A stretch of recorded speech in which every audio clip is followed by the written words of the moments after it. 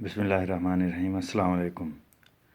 रात को डॉक्टर इसरार अहमद साहब की वीडियो सुन रहा था। वो कह रहे थे कि हज़रत उमर रज़ियल्लाहु ताला अन्हो ने मफतूआ ज़मीनें जो आई थी उसमें कहा था कि 50% बैतुल माल को मिलेगा और 50% जो बंदे को दी जाएगी, जो बंदा उस पर कब्ज़ा करेगा।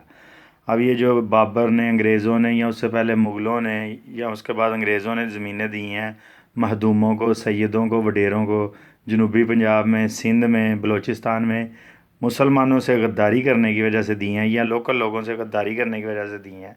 ये भी मफतूआ ज़मीनों के ज़िम्मे में आती हैं। इनको जो है तकसीम किया जाए, और वो जो लोकल जनूबी पंजाब के गरीब हारी तबका है, सिंध का तबका है, या बलूचिस्तान के है, उनको अगर दिया जाए तो डॉक्टर इसरार साहब कह रहे थे कि उनको अगर एक एक मुरब्बा दे दिया जाए और उनको को और उसके ऊपर 12 जो एकड़ हैं उन पे बाग लगवाए जाएं। एक तो ये जो शजरकारी है ये बहुत बड़े पैमाने पर होगी, और दूसरा वो जो 50% रेवेन्यू आएगा तो बलूचिस्तान, सिंध और जनूबी पंजाब के लोग जो हैं वो बाकी पाकिस्तान के लोगों से एक दिन में ऊपर आ जाएंगे। ये जो बड़े बड़े जागीरदार हैं, ये जो सैयद हैं, महदूम हैं, इनसे ज़मीनें छीनी जाएं क्योंकि इनके बाप की मलकियत नहीं है। ये इन्होंने गद्दारी करके ली हुई थी।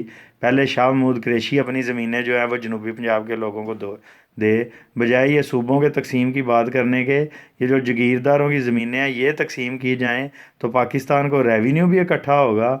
और उसके अलावा शजरकारी जितनी, अगर एक एक मुरब्बा साहब को दी जाए, इनके पास हज़ारों मुरब्बे हैं, हज़ारों एकड़ नहीं है, हज़ारों इनके पास मुरब्बे हैं। एकड़ तो इनके पास लाखों की तादाद में है।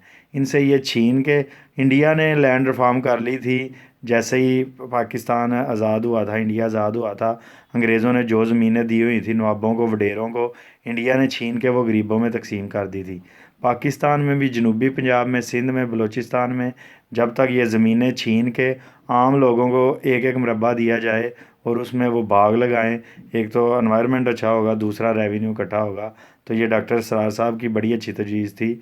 बजाय सूबे तकसीम करने पे इन पे पहले अमल हो, सूबों की बाद में हदबंदी कमीशन एक बना लें जिसमें हमारी सब ज़मानों का भी तहफ़्फ़ुज़ हो, सब लहजों का भी तहफ़्फ़ुज़ हो, और आम गरीब लोगों का भी फ़ायदा हो। ये ना हो कि कोई ये इस तरह के सूबे बनाएंगे वडेरे और महदूम दोबारा आम आवाम को लूटें। सबसे पहले इनकी ज़मीनें तकसीम की जाएँ। ठीक है, अस्सलाम वालेकुम।